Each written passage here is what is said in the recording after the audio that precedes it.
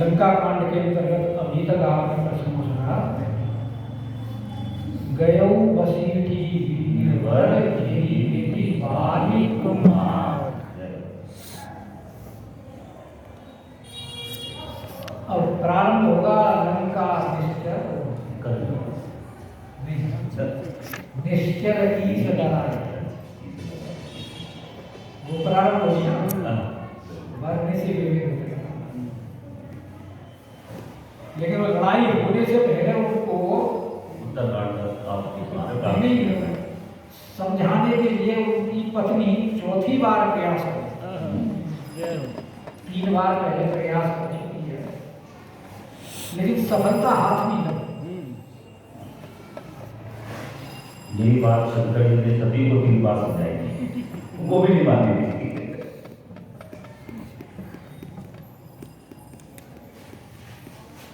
अंगद जी भगवान के राम के चरणों में पहुंच गए हैं और जाकर के चरण पकड़ लिए हैं, क्योंकि प्रसन्नता अंगद जी को इस बात की है कि चरणों के प्रताप से मेरे चरण लंका में कोई हिला नहीं सकता, इसलिए अब मैं इन चरणों को कभी नहीं छोड़ूंगा।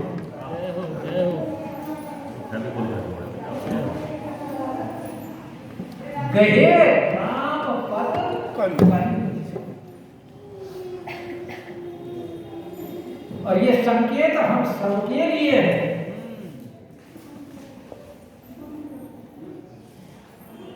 कि जो राम के चरणों से लग गया उसका कभी कोई बाल बांका नहीं कर सकता।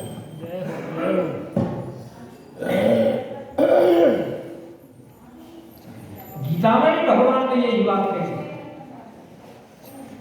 देवी वेशा गुणमयी मम माया दुरत्यया। जो मेरी त्रिगुणात्मयी माया है, सतोगुणी रजोगुणी तमोगुणी, सारा संसार उन्हीं गुणों से प्रभावित होकर के सारे कार्य करता है।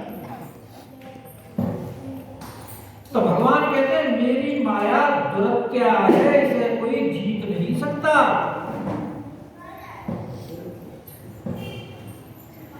तो कौन इससे मार पा सकता है? ये मां प्रपद्यन्ते माया मेताम तरन्ति ते। जो मेरी शरण में आ जाएगा वही इस माया से पार हो सकता है। और सुंदरकांड में भी यही बात बताई, जननी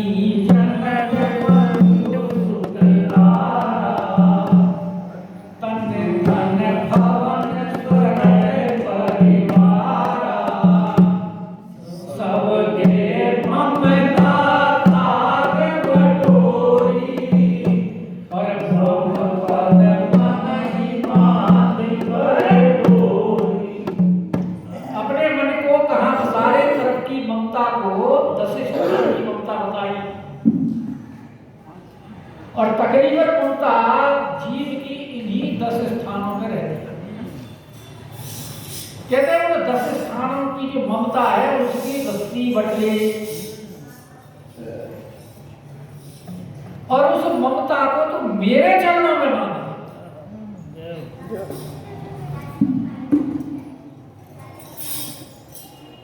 तो अंगद जी ने यही सूत्र हम सब लोगों को दिया है स्वयं करके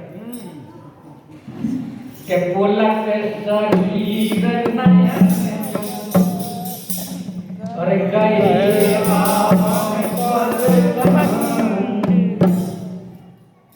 और कल आपको बताया था कि यहाँ जब पराभव हो गया उसका तो बहुत दुखी हुआ और इधर संध्या समय भी हो गया। तो संध्या समय सभा समाप्त हो जाती है और फिर संध्या वंदन का भी समय हो जाता है। हमारे यहाँ शास्त्रों में त्रिकाल संध्या बताई। वैसे तो संध्या का मतलब है संधि, रात और दिन की संधि, प्रातः में और सायकाल, दिन और रात्रि की संधि। तो संधि के समय संध्या करनी चाहिए। तो चाहे संध्या का समय समझो या सभा समाप्त के बाद समझो कि सांझ जानी और भवन में गया है, लेकिन उसकी अवस्था क्या है?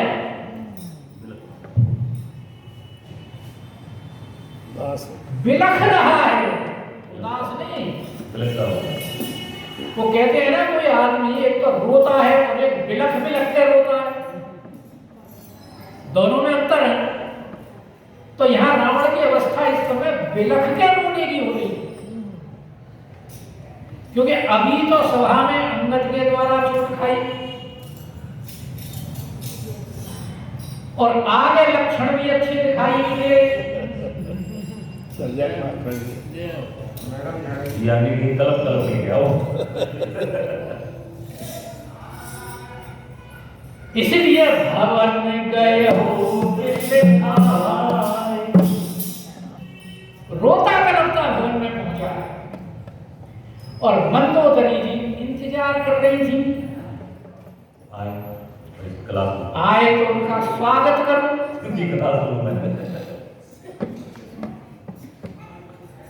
भाई सबका स्वागत करने का अपना अपना तरीका होता है ना।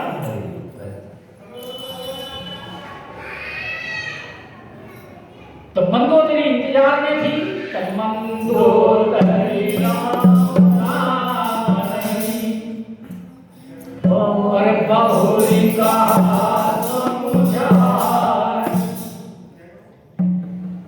तो रावण को समझा दिया। जब रावण ही कह दिया तो रावण ने तो माननी नहीं किसी की। समझाएगी जरूर मंदोदरी, लेकिन रावण माने नहीं। फिर भी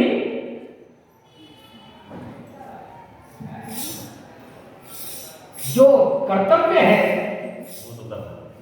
उसका तो पालन करना है, क्योंकि हमारा जो कर्तव्य है भगवान की भजन करने का, तो हमें अपने कर्तव्य का पालन करना चाहिए। ग्रह कार्य नाना जंजाला, दुनिया भर के जो बखेड़े बीच में उपस्थित हो जाते हैं, उनके होते हुए भी हमें अपने कर्तव्य कर्म का पालन करना चाहिए। चरई वेदी शास्त्र कहता है, लगे रहो बनत बन जाए, बनते एक दिन तुम्हारी बन जाए।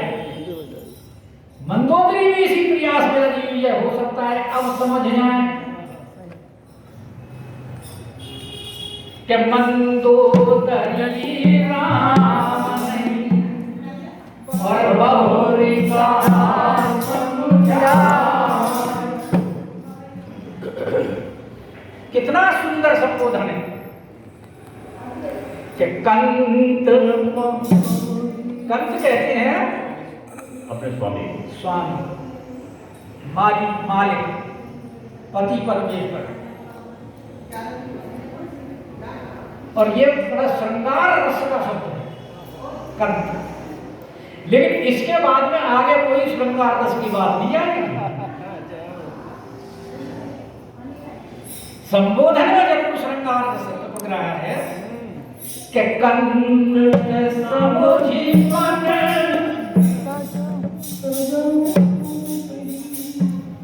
मन में समझो, लेकिन समझने के से पहले एक काम करो, कि तजहु कुमति, तो तुम्हारी कुमति बनी हुई है, इस कुमति को लिए इस कुमति को त्याग दो।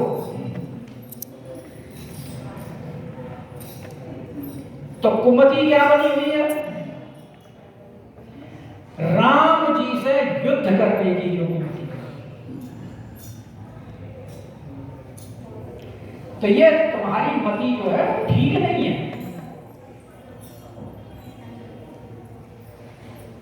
तो विभीषण ने भी तो यही कहा, तब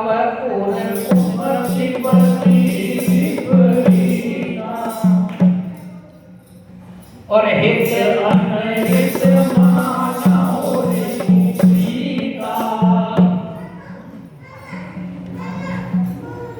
तुम्हारे हृदय में कुमति बसी हुई है,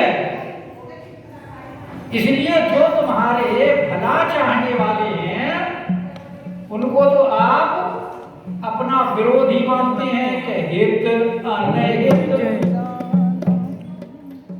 पुलस्त जी ने संदेश भेजा, नहीं माना। माल्यवंत ने समझाया, नहीं माना। कुबेर ने भी अपना दूत भेजा था। तो जो भी तुम्हें अब तुम्हारे हित की बात कहता है वो तो तुम्हें अहित लगता है, और जो शत्रुओं की बातें हैं वो तुम्हें अच्छी लगती हैं। यानी शत्रुओं को अपना, जो तुम्हारा अहित करने वाले हैं उनको तुम हितैषी मान रहे हो। कि काल राति निश्चर कुल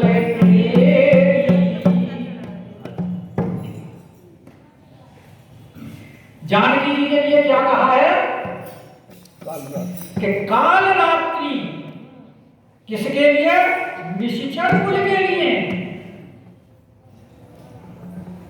काल रात्रि निश्चर कुल मेरी, और तेरी सीता पर प्रीति करेरी। वो तुम्हें प्यारी है नहीं है, उसको तुम छोड़ना नहीं चाह रहे।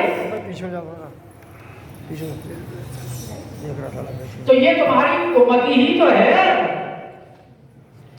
तब और कुमति बसी विपरीता,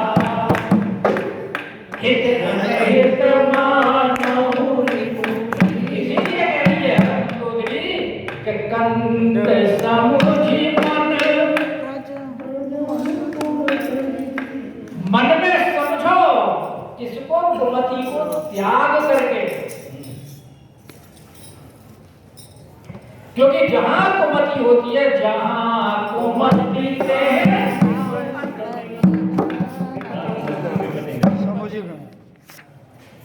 वहां विपत्तियां ही होती हैं। संपत्ति कहां होती है? सुमति के साथ। कुमति के साथ तो विपत्ति ही विपत्ति है। इसलिए सबसे पहले तो तुम अपनी कुमति का त्याग करके और फिर मेरी बात को समझो मन में। क्या कि सोहरा समर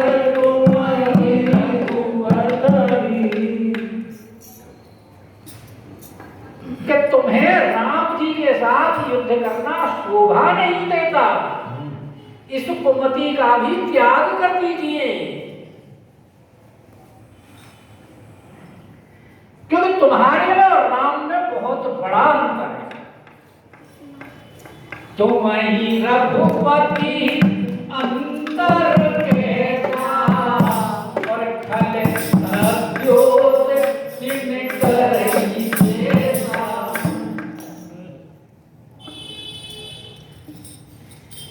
तुम तो राम जी के सामने ऐसे हो जैसे सूर्य के सामने जुगनू।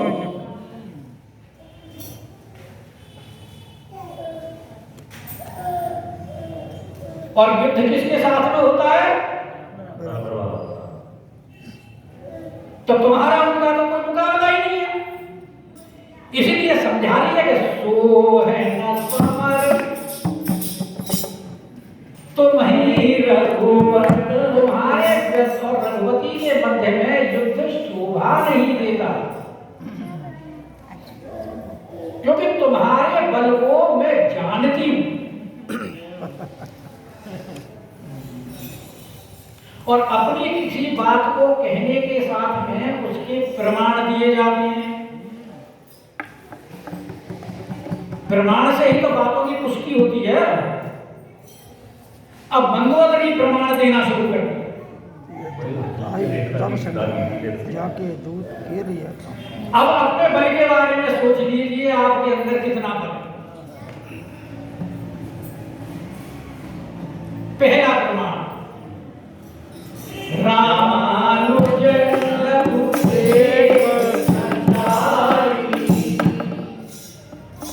लखन लाल जी ने कुटी के बाहर एक रेखा खींची, उसको तुम लाने से जब जानकी जी का अपहरण करने गया था।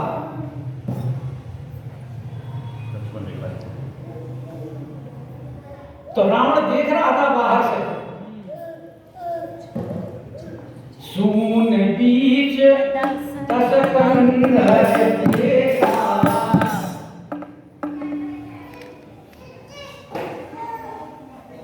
और वो सारी क्रिया देख रहा था कि मरम वचन जब सीता बोला,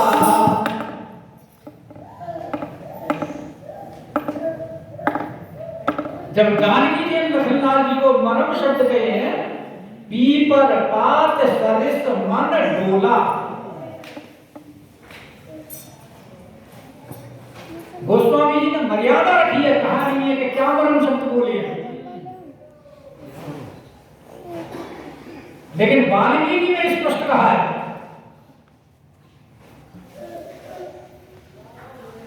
जानकी कहती है मैं समझ गई तुम यहां हमारे साथ क्यों आए हो।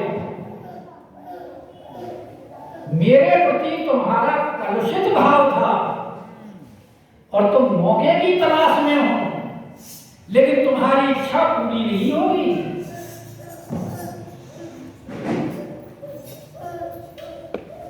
गोस्वामी महाराज ने सिर्फ संकेत करके बोल दिया कि मरम वचन जब सीता बोला, पीपर पात सरिस मन डोला। तब लखनलाल जी ने एक रेखा खींची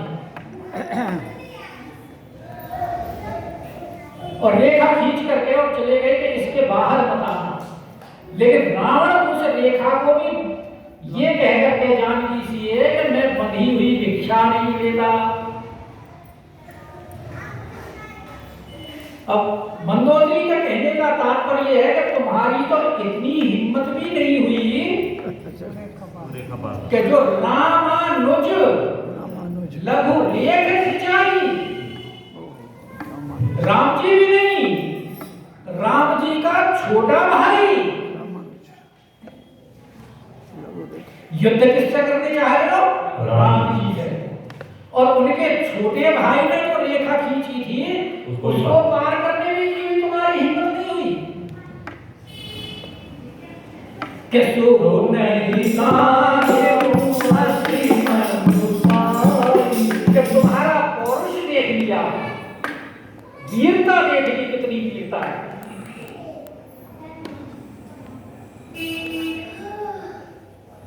एक रेखा नहीं लांघ सके, और जिसके छोटे भाई की खींची रेखा नहीं लांघ सके, पिए तो मरताई उनको आप युद्ध में जीतने की इच्छा करते हैं? राम से कैसे जीत पाएंगे? वो तो राम जी के छोटे भाई थे। और आगे सुन लो दूसरा प्रमाण, गौतम सिंह ये वो जो अभी आपको बोले कि पिए तो मैं ताई जीतव संग्रामा। किसको तुम जीतना चाहते हो? कि जाके दूत के सामना, जिसके दूत का कार्य ऐसा है जिसका सारी लंका नगरी आज तक वर्णन कर रही है।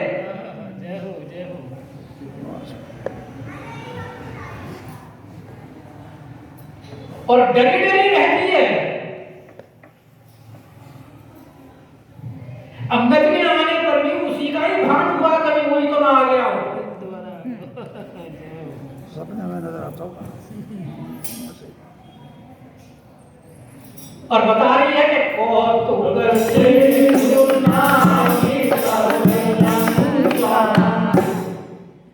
जो उस दूत ने, जो तुम अपनी लंका को बड़ी सुरक्षित समझते थे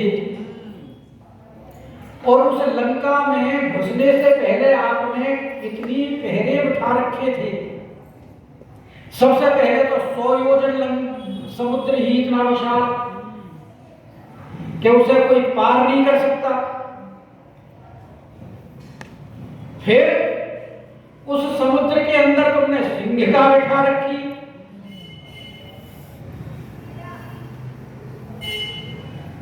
कि जीव जंतु जे गगन उड़ाई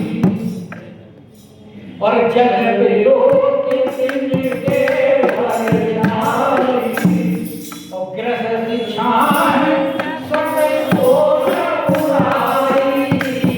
एही विधि सदा गगन चरगाई सोई छल हनुमान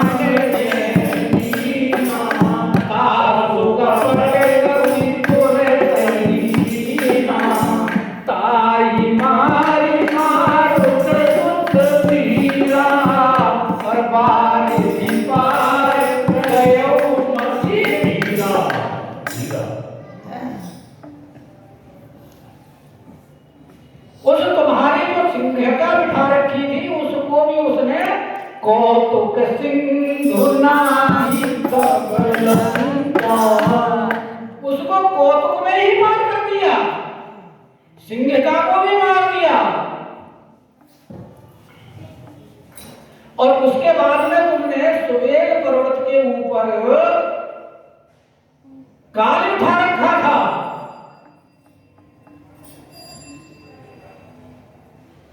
उसका भी हनुमान जी को कोई डर नहीं हुआ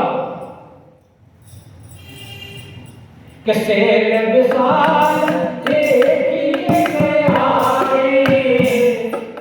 और तापर थाई चढ़े भय जाए। क्योंकि भय औरों को था, क्योंकि काल का पहरा था, लंका को पार करके आ भी गया तो काल से नहीं बच सकता था, लेकिन हनुमान जी तो भय त्याग करके निडर खड़े हुए।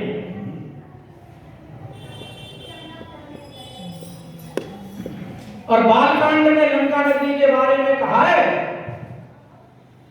कि इस लंका नगरी को दुर्जय और अजय मान करके लंका में यहां इसने निवास किया।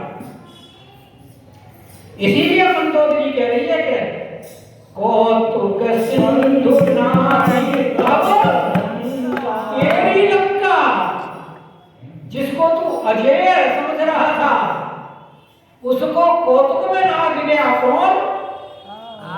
दूत जाके दूत केर है करना और लांग करके फिर ऐसा तेरी लंका में घूम के चला गया जैसे कोई अपने घर में आता जाता हो, घूमता हो, फिरता हो, बातचीत करता हो। भाई जानकी जी से बातचीत करके या नहीं करके आए हो कभी के हरि असंख्य होकर के आया बिना किसी शंका के। रावण के सामने जब हनुमान जी को लेके गए हैं, जिन अहिगन महु गरुड़ असंका, ऐसे ही तो खड़े हैं हनुमान जी, कोई संकेत हुए हैं? जबकि सारे महादेवता प्रकृति विलोक ही सकल सभीता, लेकिन हनुमान जी असंख्य खड़े हुए निडर। इसीलिए तो मंदोदरी कितनी सुंदर तरीके से समझा रही है। भाई समय का बता रहे हैं समय तो समय बताएगा क्योंकि प्रसंग बड़ा सुंदर है। जब तक आप कर रहे तब तक सुनाओ, नहीं करते पूरा हो पाएगा। क्योंकि हनुमान जी का कहना आए कपि के हरि और रखवारे हरि मैंने उतारा कि जो अशोक वाटिका तुमको अत्यंत प्रिय थी, जिसकी सुरक्षा के लिए तुमने रखवाले रखे हुए थे विशेषकर, जैसे सुग्रीव को मधुबन प्रिय था,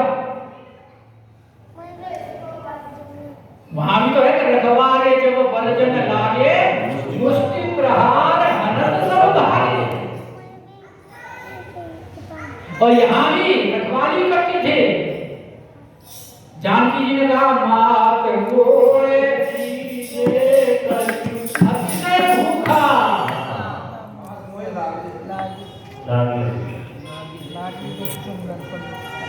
ये वृक्षों के ऊपर बड़े बड़े ताजे मीठे फल लगे हुए हैं, लाग देख सुंदर फल भूखा। तो माँ क्या बोली कि बेटा इनकी तो रखवाली करते हैं और वो भी बड़े भारी।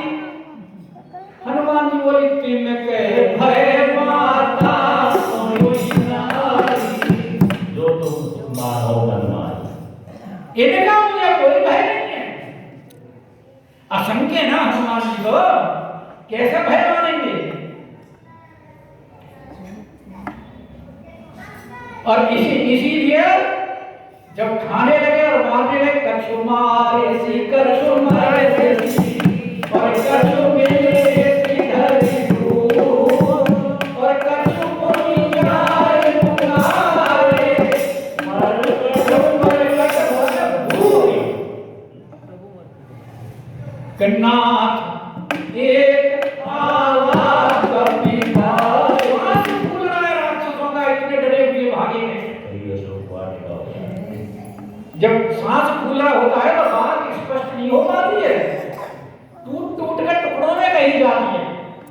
तो वो भी ऐसे ही कह रहे हैं कि नाथ एक आवाज कभी भाई, यानी दो ही अक्षरों का शब्द बोल पा रहे हैं। फिर थोड़ा सा सांस संयत हुआ। फिर 3 गाय कहते ही अशोक वाटिका उजाड़ी।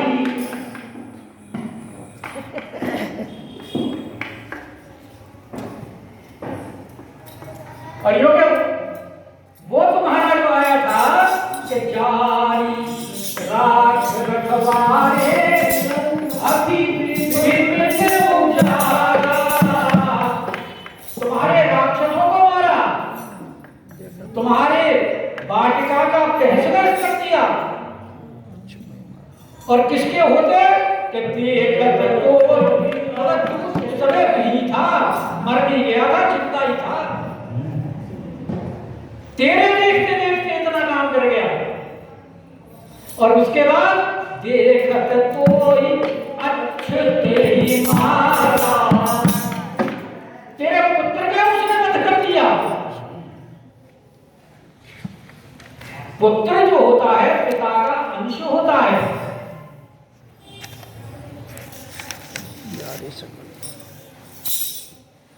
क्योंकि पुत्र जो है पिता को पुण्य नामक नरक से त्राण दिलाता है,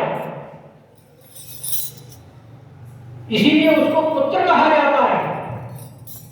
तो जो अगर तू तेरे देखते देखते तेरे पुत्र को मार दिया, उस समय कहां रहा बल गर्भ जो आ गया है कि जारी सकल कीने सिछाया।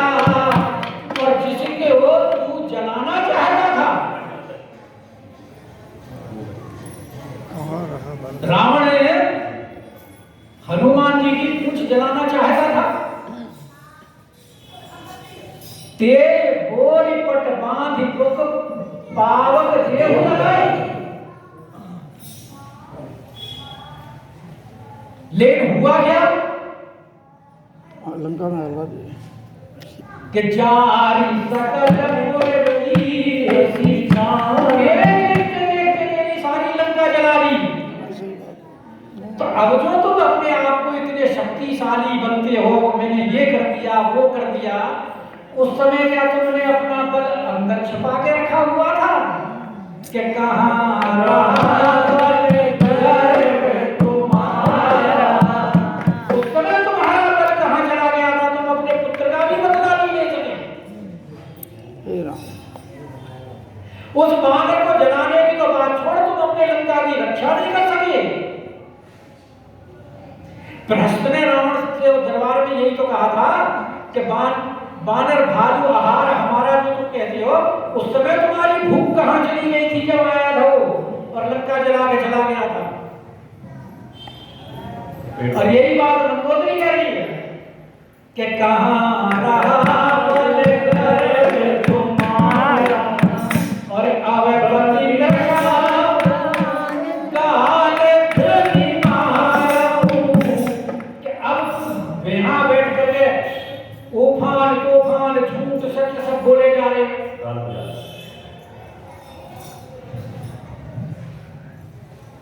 तो इसलिए अभी गान बजाने से कोई फायदा नहीं है। जो तुम अपनी झूठी सेठी जो बघा रहे हो, शांत दिखा रहे हो, ये झूठी सेठी बघाने से काम नहीं चलेगा।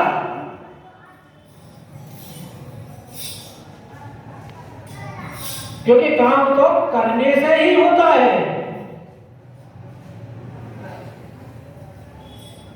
उद्यमे ही सिद्ध्यन्ते कार्याणि न मनोरथे नहीं सुप्तस्य सिंहस्य प्रविशन्ति मुखे मृगा। उद्यम करने से ही कार्य की सिद्धि होती है, मनोरथ करने से नहीं होती। तो इसीलिए करेंगे अब पति विरशा गाल व्यंगी मारो। अब गाल बजाने से कुछ नहीं होने वाला, इसलिए मोर कहा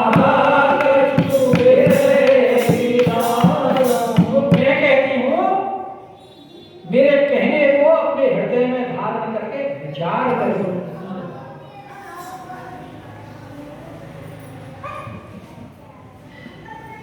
तो विचार क्या करना है कि तुम अभी तक राघवेंद्र सरकार को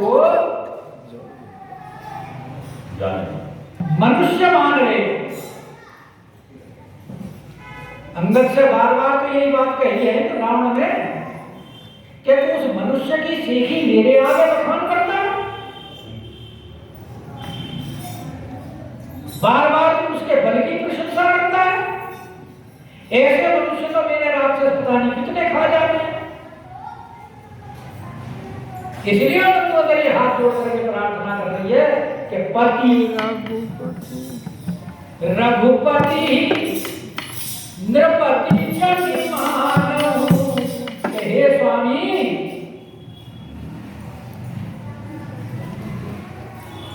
जो रघुवंश के पति हैं, रघुकुल के रघुपति और समस्त चराचर जगत के पति हैं। कल मैंने बताई थी आपको, ईशावास्योपनिषद में कहा है ईशावास्यम इदं सर्वम यत्